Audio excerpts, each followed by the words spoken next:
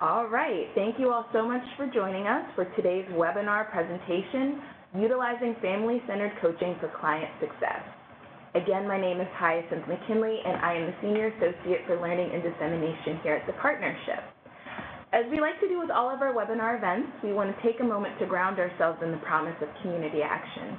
We do this because regardless of our work, our different departments, different programs we might focus on, this is the thing that really unifies us in our work. And it states that community action changes people's lives, embodies the spirit of hope, improves communities, and makes America a better place to live. We care about the entire community, and we are dedicated to helping people help themselves and each other.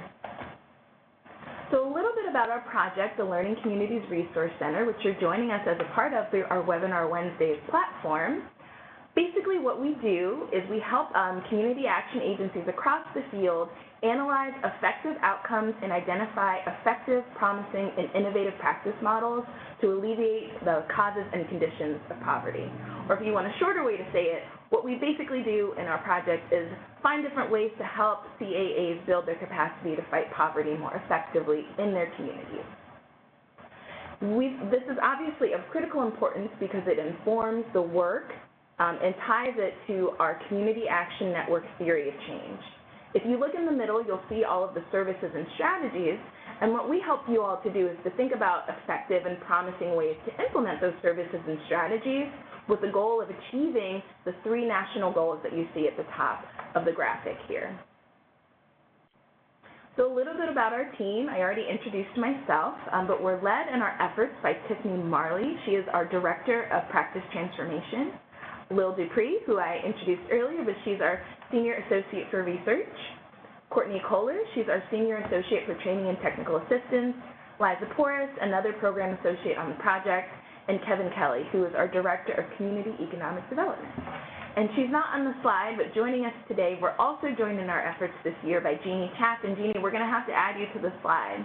But she is our consultant on our Community Action Economic Mobility Initiative, working with us primarily on our whole family approach efforts, but she of course contributes to everything that we do here in the Learning Communities Resource Center, and we're happy to have her join us. Oops, let's see. Skipped ahead a little bit there, sorry about that. So of course I just introduced Jeannie. She's going to be teeing up and leading us in the conversation today, kind of setting the stage, but we're also going to hear from one of our subject matter experts in this effort, Rachel Brooks. She is a project director at the Prosperity Agenda, and they're helping us to think through some of this work as it relates to family-centered coaching and some of the work that we're offering through the learning community. But she's also helping us to facilitate some of the conversations in one of our other groups, our Implementing Innovative Practices Learning Community group. We're also going to hear from one of our experts out in the field. We like to call them peer experts. Jamie Thomas, she is the Director of Community Services at Enrichment Services Program out in Georgia. So we're going to hear from her a little bit later in the presentation. So with all of that context and that work, I'm going to turn things over to get us started with the content. You're going to hear from Jeannie Chapin. She's our consultant in this work. So Jeannie, whenever you're ready, go ahead and feel free to get us started.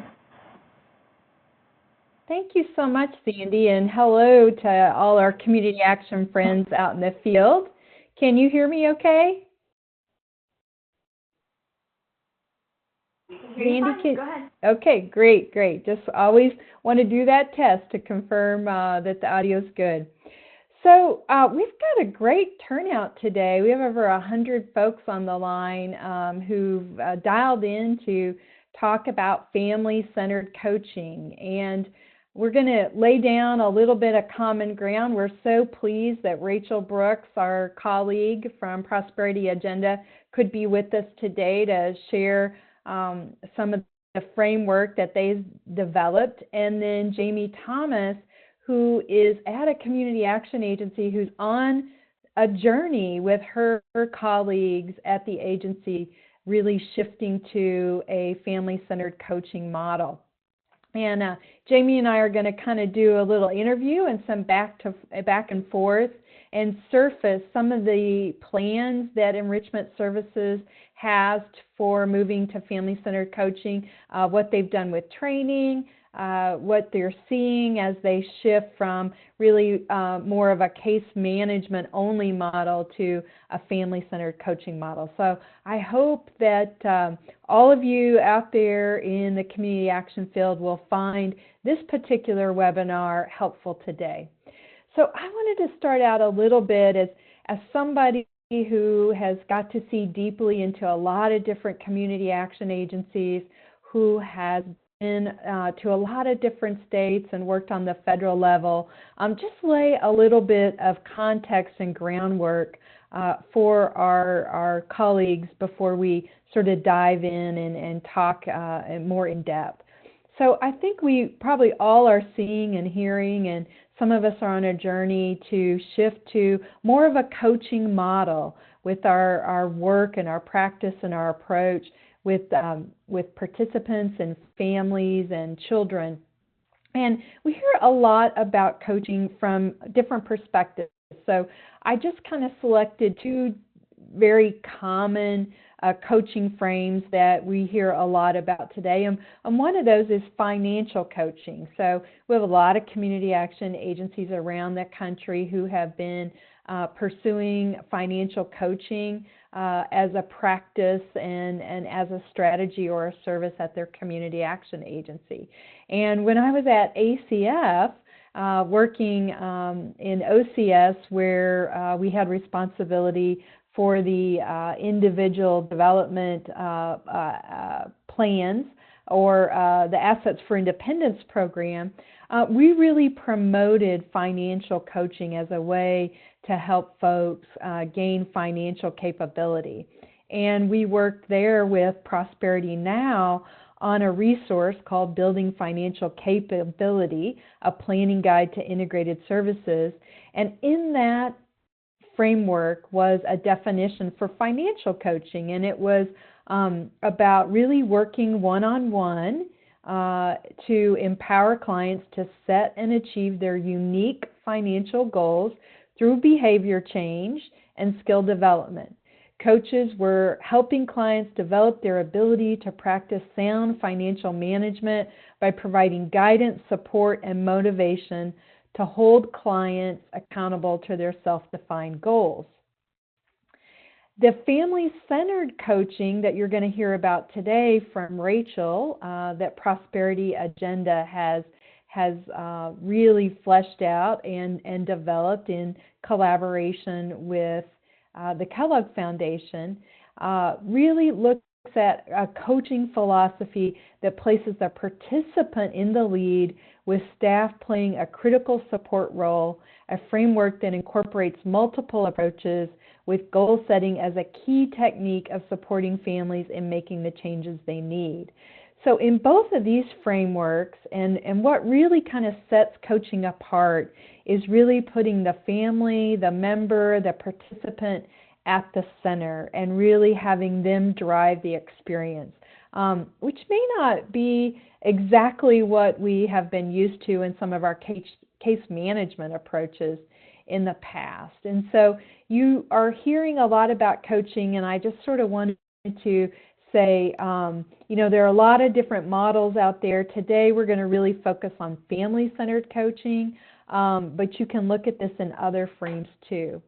And then the other thing that I wanted to raise before we really dive in is that we in Community Action have been talking a lot in the last couple of years about bundled services and service integration, two-generation whole family as a subset of that.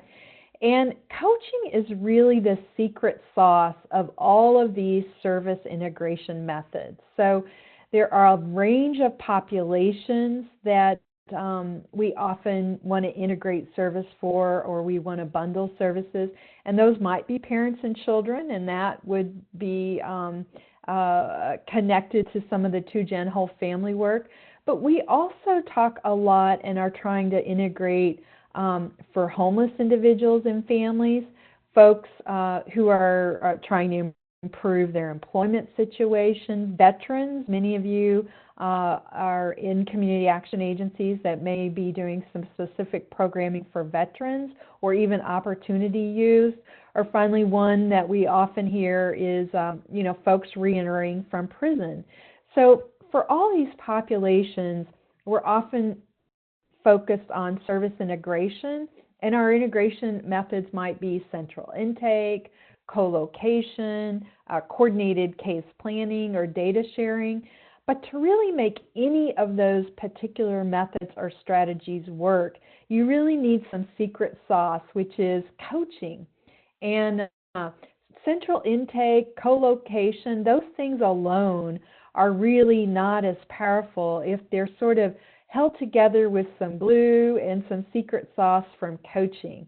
And so coaching is really an important element of any service integration effort, regardless of the population that we're serving. So to sort of kind of maybe demonstrate that and sort of see the range of populations and service integration efforts that you have out there, we thought we'd just stop here, just pause for a minute, and ask you in the chat box, is your agency using a coaching model? Are you using a coaching model for a particular population, maybe one of the populations I just mentioned, or for another? So I'm going to just pause for a minute and ask those of you out there that can get to your chat box on your window on the right, if you can just give us a little feedback about whether you are doing coaching and is it for a particular population.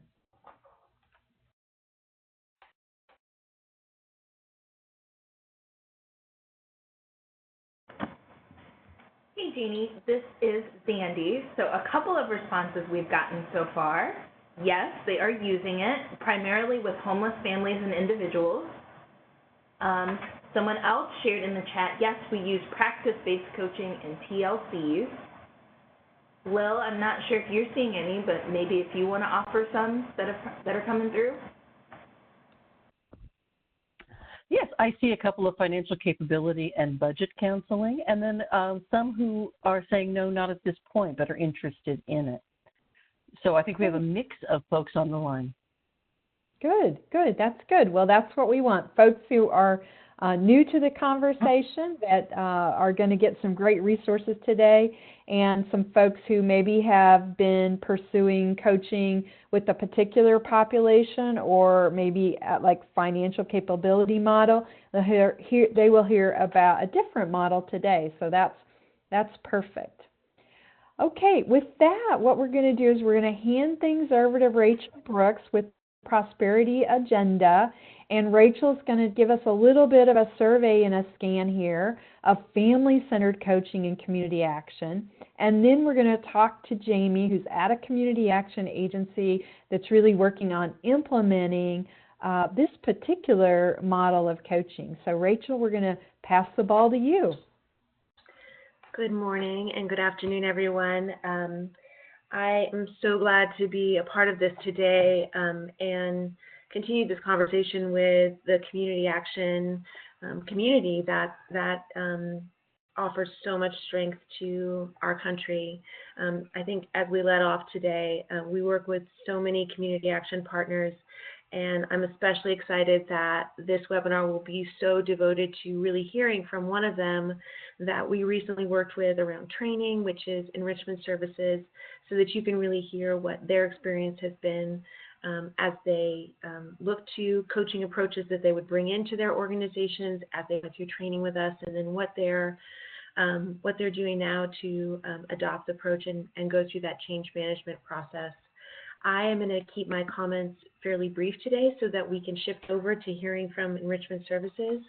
But I wanted to be able to give just a little bit of foundation to what is family-centered coaching, what's unique to it, and what's foundational to it. And I think the most critical part of this is really believing that parents are their own best experts at what they need, what strengths they can draw from and build from, and where the sticky challenges are for themselves and their families. And I think that the key word here is really actually that they are the best experts, that no one among us is a perfect expert in our own lives, and we all need help and partnership and collaboration and expertise to help us move through changes in our lives. But we are the best experts in our own lives, and this whole approach really rests on that concept and that belief. And the value of it is not just in what it means to the participant to be given that respect and dignity and set of resources, but what it means for service delivery as well, because what we have found is that it truly engages parents, participants through the focus of family and through what they know and believe in their own families and what that means to them through a process of change, which takes a lot of commitment, and that family is actually the greatest motivation and the greatest center for most participants to be able to move through a difficult change. And that it really builds mutual accountability into this process between participants and coaches so that it can truly be a collaboration and a partnership through this process of change and in being able to build changes in the community as a whole. And that it also provides an incredible amount of insight and clarity into what the participants' experience is and what they would really like to see and do to be able to make change happen. And at a bigger scale, it really broadens the reach through this fluid service delivery, because where some programs may be reaching a very particular segment of the people who you're trying to serve, this really opens it up so that even if someone comes through for emergency services, or they come into programs seemingly really ambivalent or unmotivated or unable to make change due to a really broad spectrum of challenges that are external and internal, that a fluid service delivery approach and a coaching approach can really reach a lot of different people right where they are, and then be able to move from whatever is happening at that moment into a longer term relationship or a more structured and beneficial relationship that can really advance both the participants' goals and what the program is hoping to see in the community. And, I think a big part of this is not just what we believe about the participant being the expert in their own life, but what coaches can really offer in their own expertise, which is expertise around human services and expertise around change management and changes in people's lives, and expertise around programs and communities that can really, truly target exactly what that parent identifies they need. This wheel of life that you see on the right is really just illustrating the full spectrum that a participant might be experiencing around strengths and challenges in their lives.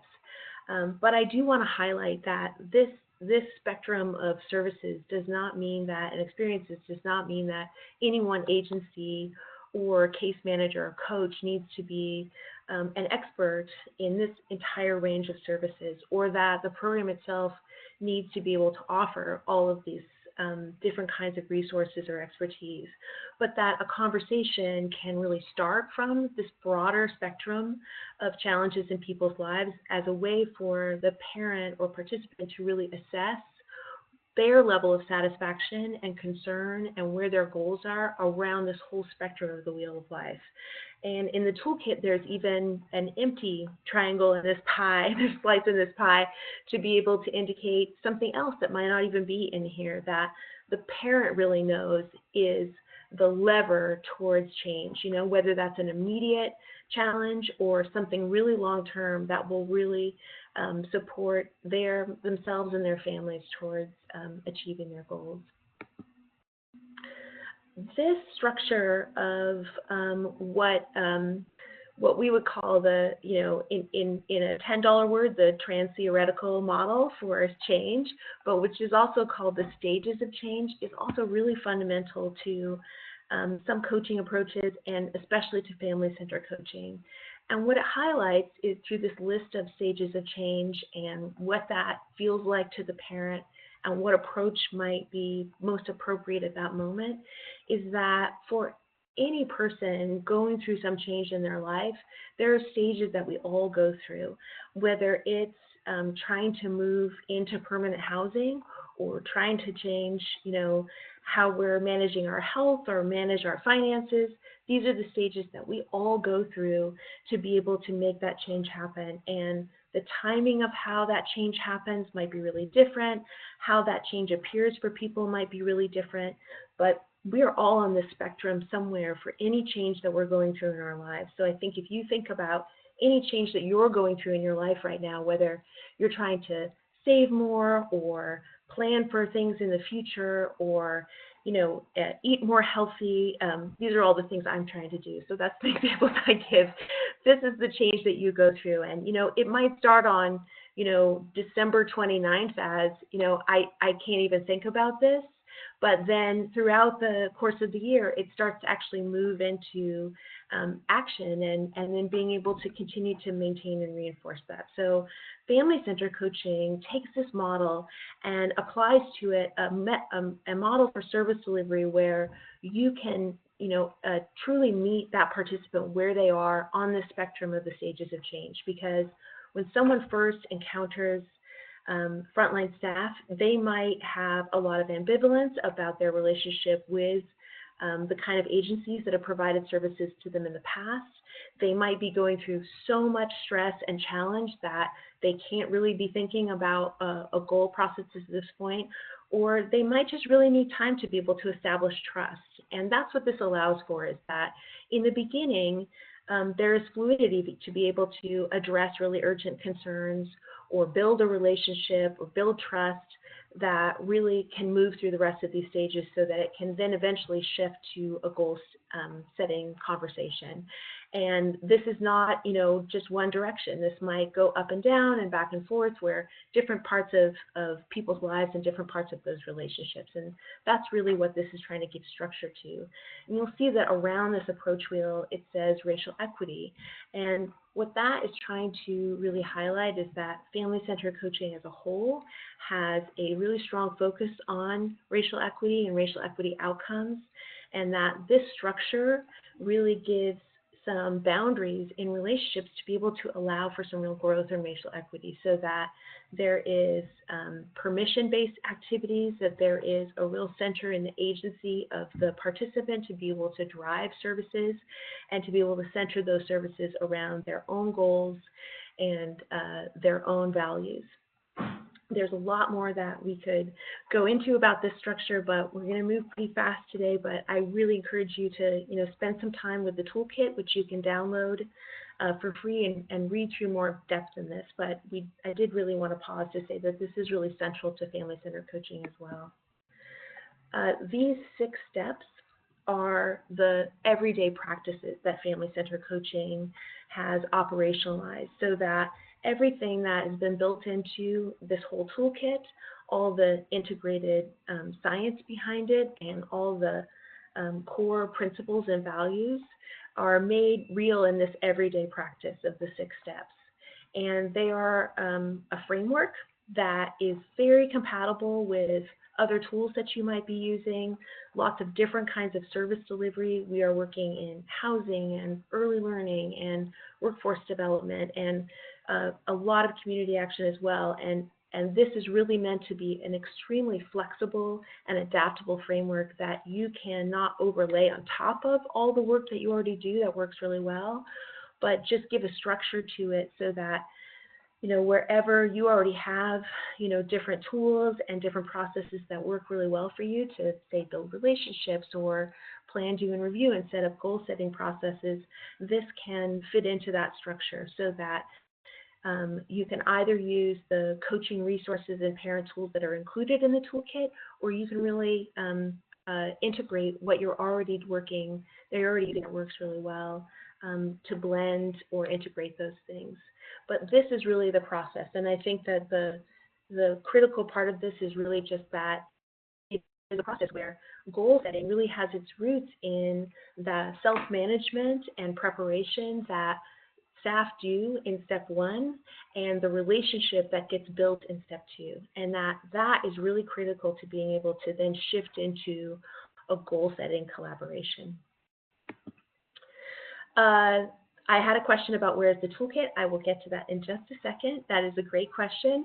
I won't go into this in really detail, but I wanted to be able to share with you a little bit of, I think, what enrichment services will share for themselves later on, which is that this is what we've heard from partners so far, is that they're making this shift, this very broad shift at the mindset level and at the skill level from problem solver to coach, from a transactional approach of trying to get services alone to a broader transformational approach. And I would say that's not really, a fixed everyone I feel like is really on that spectrum of transactional to transformational. So I would say, this is really about just shifting farther in that direction, from shifting from a fixed mindset to a growth mindset, and to shifting from client focused to family centered, to really being able to focus conversations and work around a family as a whole.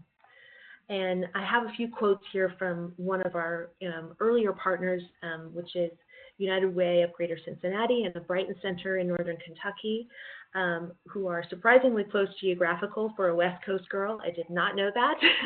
And this is some of what they said about what they saw really happen as they brought family-centered coaching into their work, is that it really helped them meet families where they are.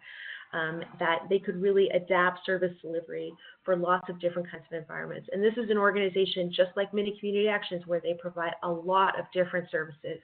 And so they might be very child focused in one area like Headstart or early Headstart. They might have workforce development that's really focused on parents, and they were able to really bring this together and navigate that in a way that's natural for the family. And they were then really able to systematize a family-centered approach so that they could move from emergency assistance into talking about something as huge as the hopes and dreams of the family, and that they were able to then really slowly and organically embed that into the organization's philosophy.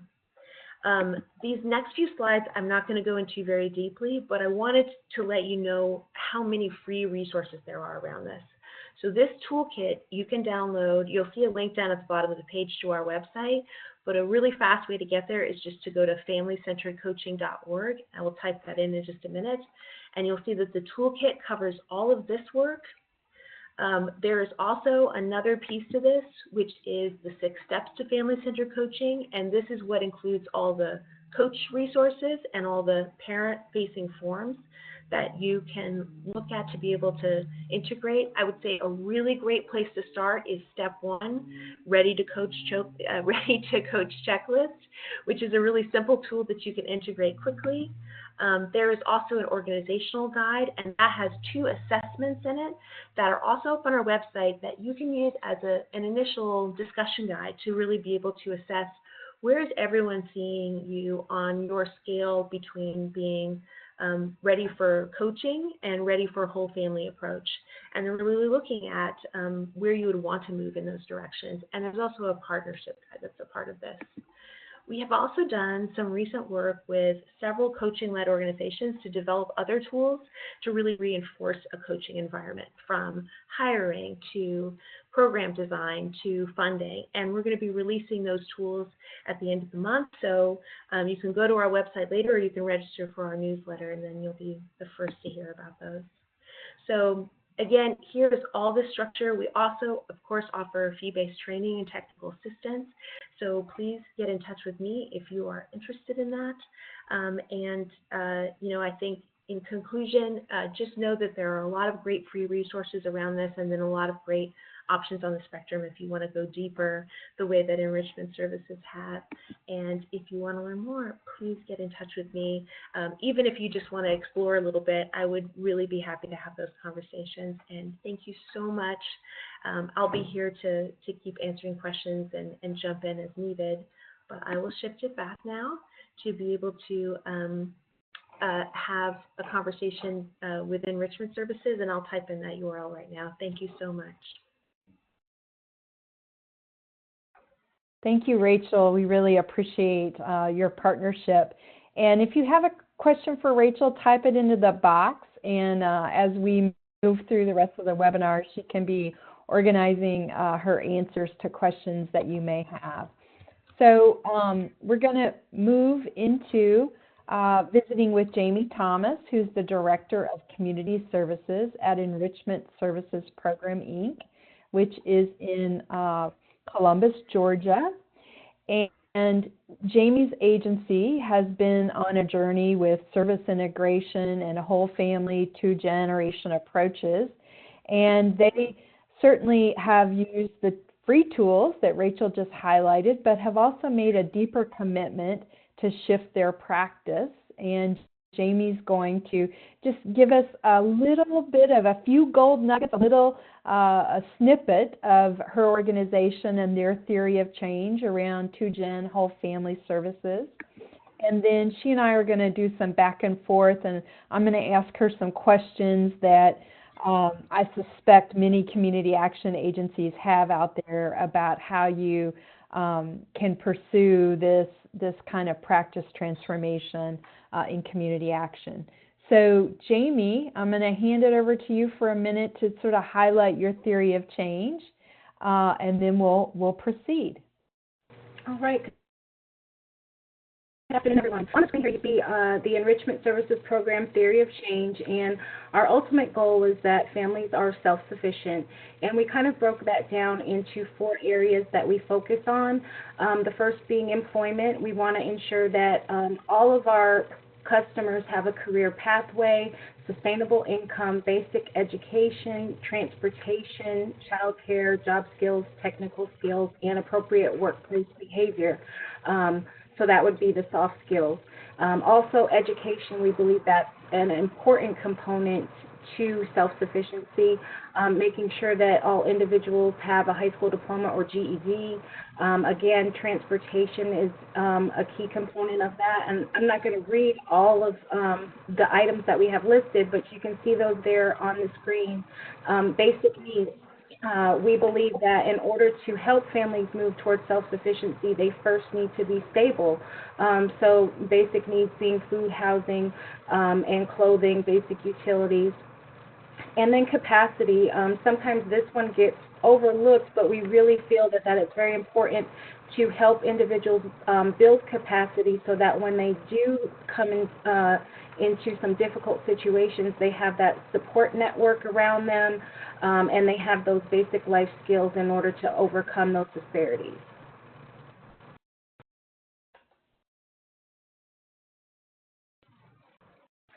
This is just a picture. We recently started a pilot program with our whole family initiative where we have taken some of our Headstart parents and early Headstart parents and created an employment training program specifically designed around their schedule so that their children are in Head Start or early Head Start, and they come to one of our locations to receive training in partnership with Goodwill and the local technical college.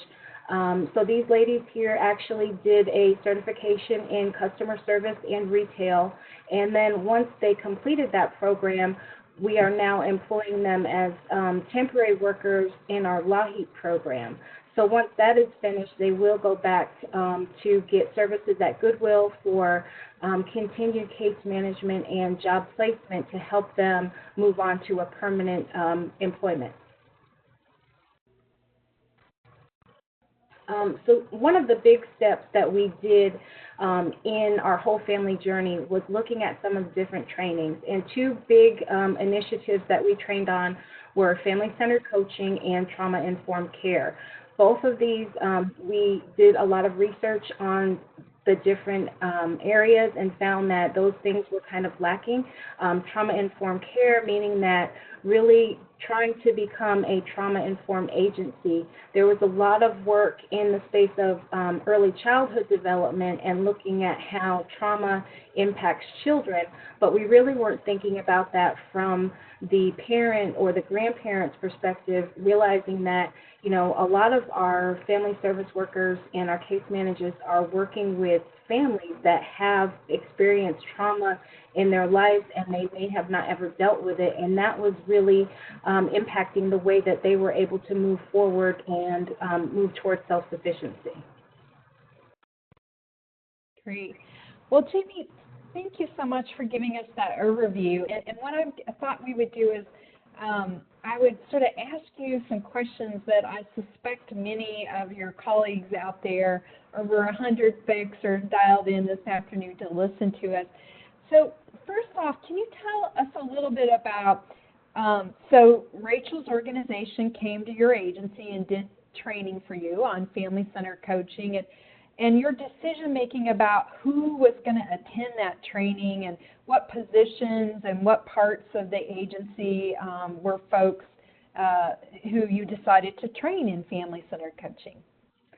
So as an agency, at the program directors, we were actually thinking about shifting to a coaching platform, and there was a lot of new stuff with family-centered coaching, so we reached out to Rachel at the Prosperity Agenda, and one of the things that we were very intentional about was making sure that this was a top-down initiative, that we were really, our CEO was very involved in the training, in the development of the training plan, and really as we still continue to roll that out, really looking at every level, from CEO, program directors.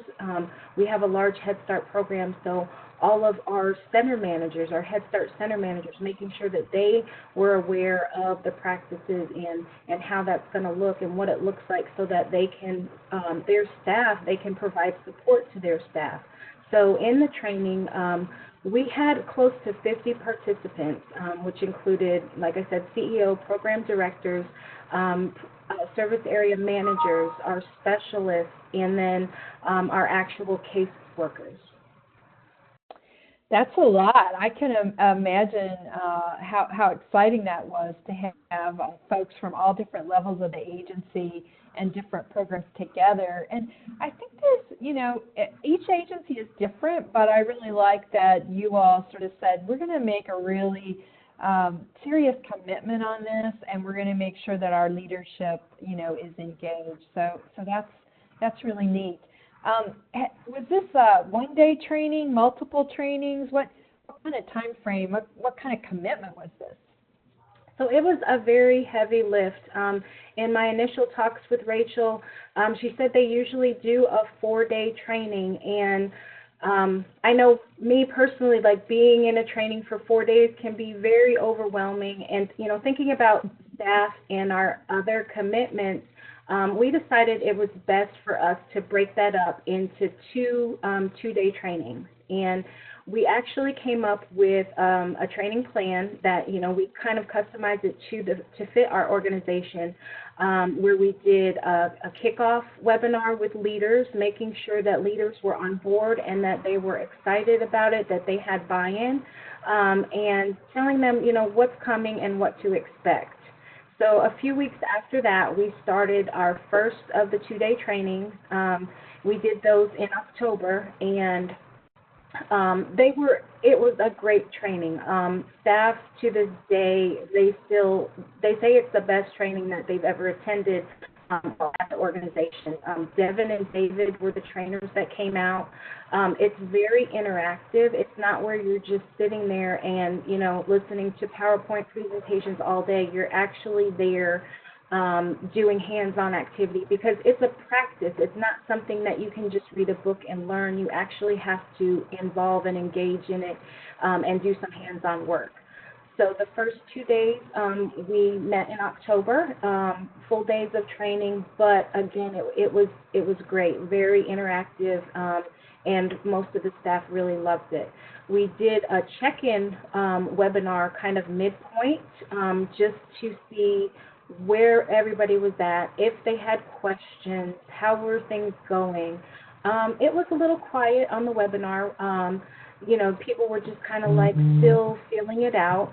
But then when we came back, they came back in January after the holidays, and for the second part of the training. And it was really good to see familiar faces. The trainers, like I said, they were very engaged, very personable, and they had developed a connection with our staff. So for them to come back, everybody was really looking forward to it, excited about it, and we finished up our 2-day training at the end of January.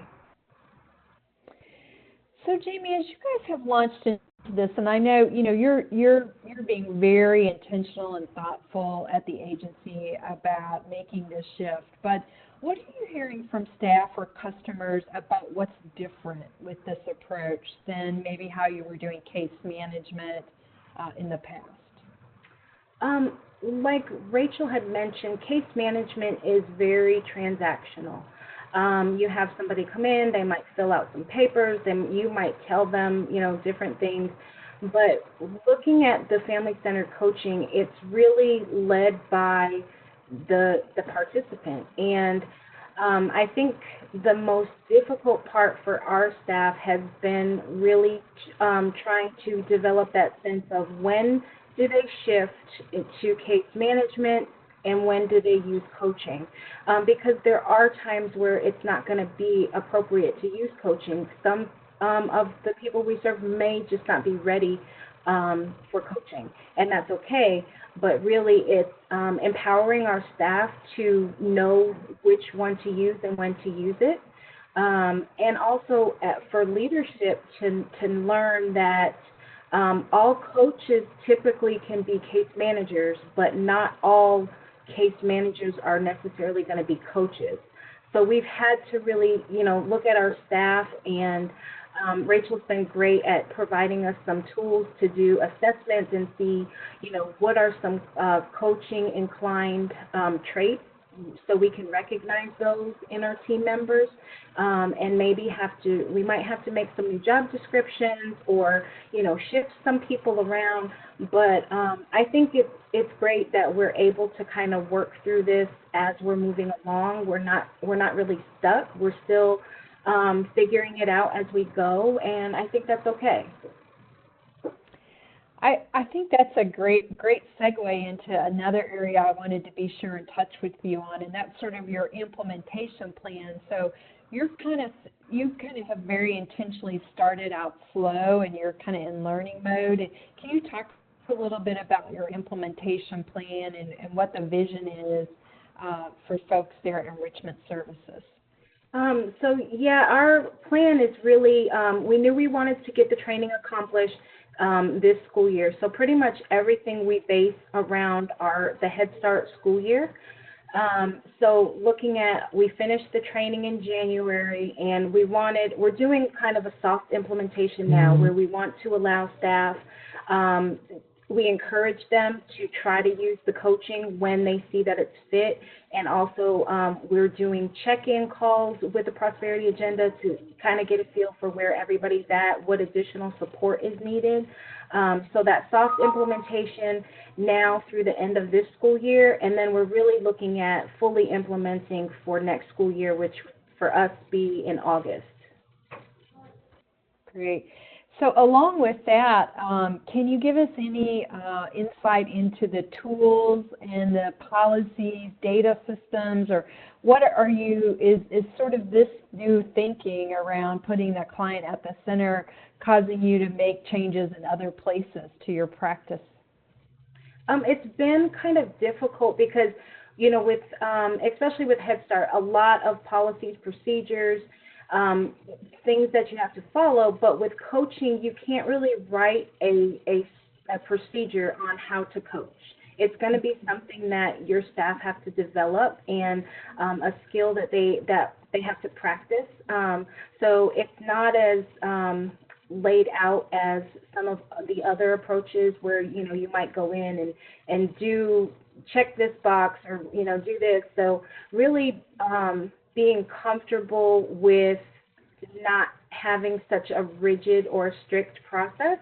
And that's a little bit difficult for some leadership team members to realize that, it's not just going to be a strict set of rules like A, B, C, D, and you're done. It's more so, especially when it's led by the customer, you're dealing with people and not widgets or something inanimate. These are human beings, and realizing that it's not always going to go the way that it might look on paper. So looking at how do we kind of monitor that? How do we measure it and see if it's being successful? We've been noticing with our pilot parents that we notice a difference in the level of relationships that they have with staff.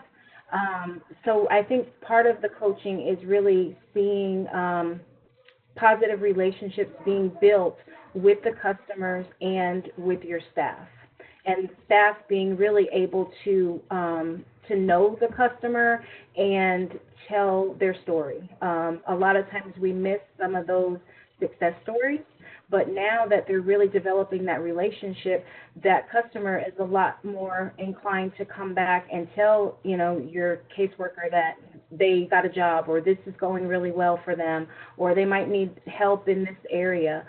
So really we're doing a lot of focusing on relationship building. That's great. Thank you for sharing the family perspective, because I know people are probably wondering, how families are feeling about this.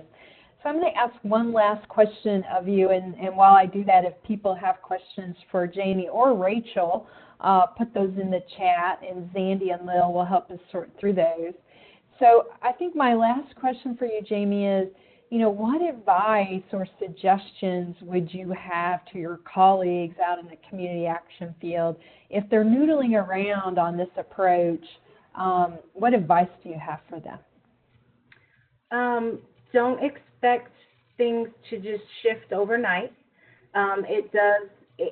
We have some staff that have been here 10 or 20 years that have been case managers and very good case managers, but coaching is different. It's letting the customer kind of drive, and we're used to telling people, what to do and how to do it, and it's really listening to that customer and letting them make the decisions that they feel are best for them.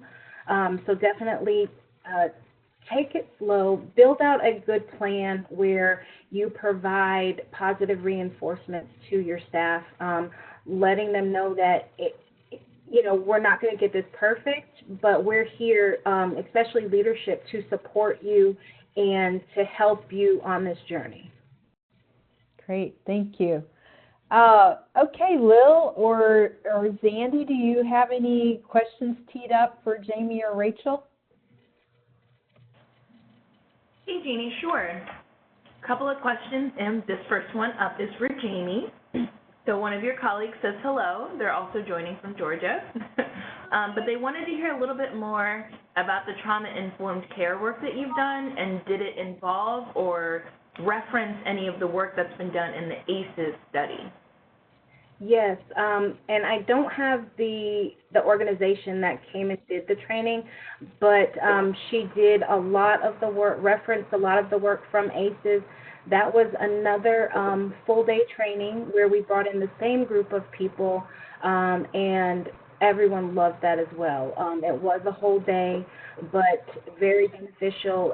Again, this time we focused on more so adult trauma, and we're kind of letting the teaching staff and the people that work directly with the children really focus on childhood trauma, and having our case managers and coaches focus on adult trauma so we can better understand the needs of the family. Great, thank you. So another question just in. Can you talk a little bit more about how this has impacted or changed the role of your Headstart Family Services and advocate staff? So we are still kind of looking at if we need to make some changes. We've considered new positions, maybe just having people that are strictly coaches, but we did train our Headstart family advocates. We call them family service workers here. So they were trained, received the training, and we are encouraging them to use coaching when they see fit to do that. But being, still new to the process, we really have to kind of evaluate, is it best for those family service workers to continue, doing what they're doing and using case management and bring in separate coaches, or can we kind of combine it all together? Will, do you have any questions teed up? Absolutely. There's a question I think you touched on, but if you could explore a little deeper, Jamie, are you using this approach for all clients or for parents with kids in childcare? And if so, how are you choosing which families to work with? So at our agency, we do offer services to the entire community, but we do have a focus on our early childhood parents and our employment training families. So those particular individuals, if they're enrolled in one of those programs, then we do provide more intensive services, being the case management or coaching. Seeing who is ready for the coaching is going to be kind of that determinant from the family service worker or the case manager, really looking at the level of engagement. If somebody's at the stage where they are ready to move into goal setting, and there are great tools in that toolkit that Rachel mentioned of really assessing if that individual is ready to accept a coaching mindset. Great. Thank you. The next one would be, I think, for Rachel, is we have some questions coming in earlier about folks who are not yet using this model, but who are interested in doing that, but aren't even at the point for starting a whole staff training. How would you recommend that they get started? I mean, read the toolkit you mentioned earlier. Yeah. What are some pieces that they could do internally to establish or create their readiness to move forward? That's a great question, and I think there are a few really great places to start. For sure, the beginning of the Toolkit offers a great overview into thinking about whether this is a great fit for your organization. If these are the values and principles that really align with your organization and where you want to shift towards. And then looking at those assessments, which we have up on our website in a SurveyMonkey tool, but we also have them just in the print form for download, and going through that process as an agency through leadership, through as many participants as you can find in your organization to really look at where you're at now and where you want to go, and how that aligns with what kind of practices and mindset and services you already offer. And again, I think the benefit of having this 6-step framework is that there is a step one, and that step one is something that people could really look at today before they go meet with their next participant, because it's really about just looking over how you can come to a relationship with a participant with a slightly different mind shift, and start to look at that and think about, how does your program structure and your operations really support that checklist and the way that you might want to come ready to interactions with participants. And I will say too, I use that checklist with my meetings with participants, with my meetings with partners, lots of different settings, because it's really about just coming really present, setting aside biases. And then another part of that is around creating an environment that is essentially trauma informed, to look at your environment and see, how is this really creating a space where I would really be able to really practice this kind of approach, and then really thinking about how this could be different. So step one is just like what it says. It's a great place to start as an individual coach or case manager. As an organization, I would say look over those materials and just read the very first section, and then look over the assessments and complete those assessments as an organization, and then have a conversation about, where were folks aligned in the way that they answered that, where were there really differences, and where is there a lot of variation, because I think that's a really great discussion place to start and really think about what you might want to do differently.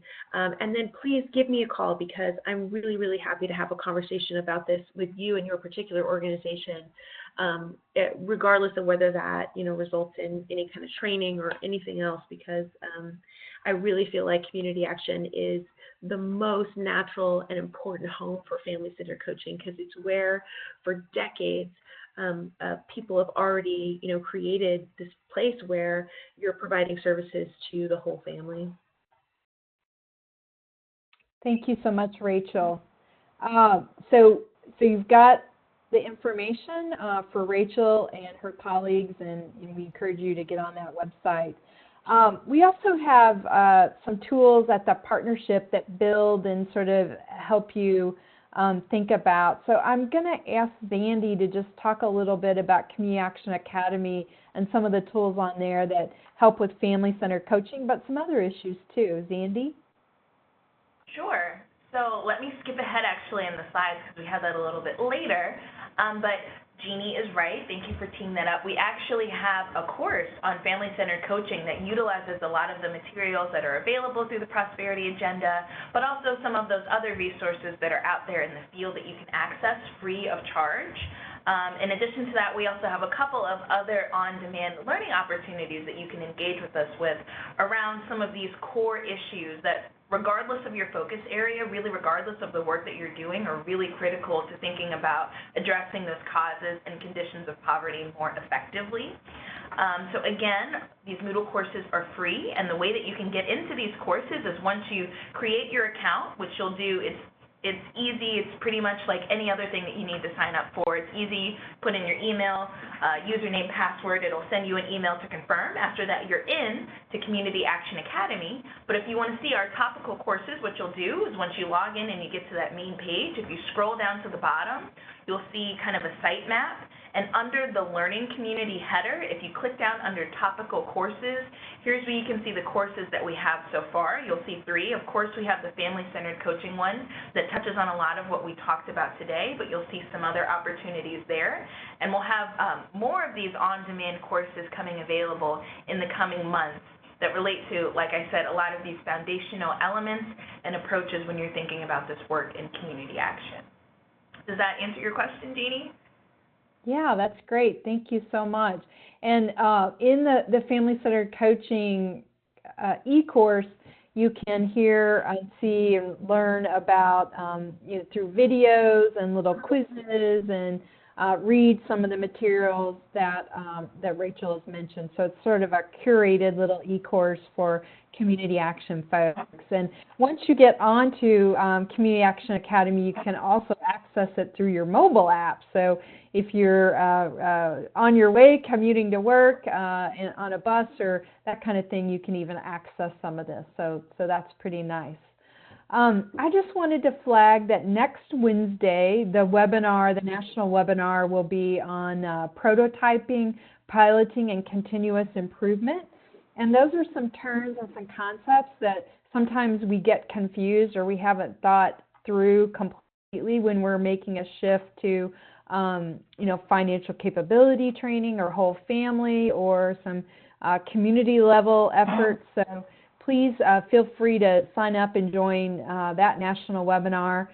Those of you working on your CCAP, there's a webinar planned for you, and then one on April 17th on analyzing and addressing community level work.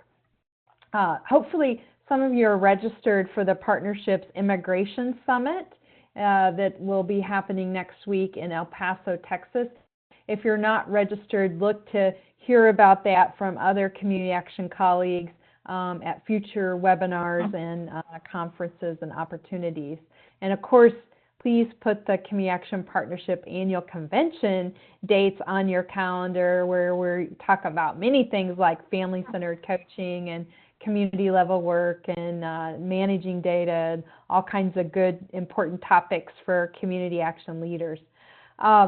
Here's the information to reach out and contact any of the Learning Community Resource Center staff, including my email and everybody who's on here today, Lil and Zandy.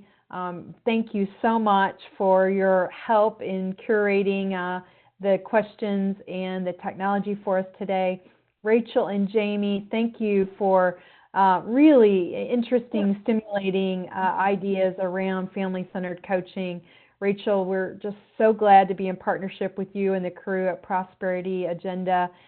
And Jamie, thank you for being part of Enrichment Services team who's really pioneering and leading the way for many of us. I hope everyone has a good afternoon, and we'll see you on the web on another Wednesday down the road. Thanks.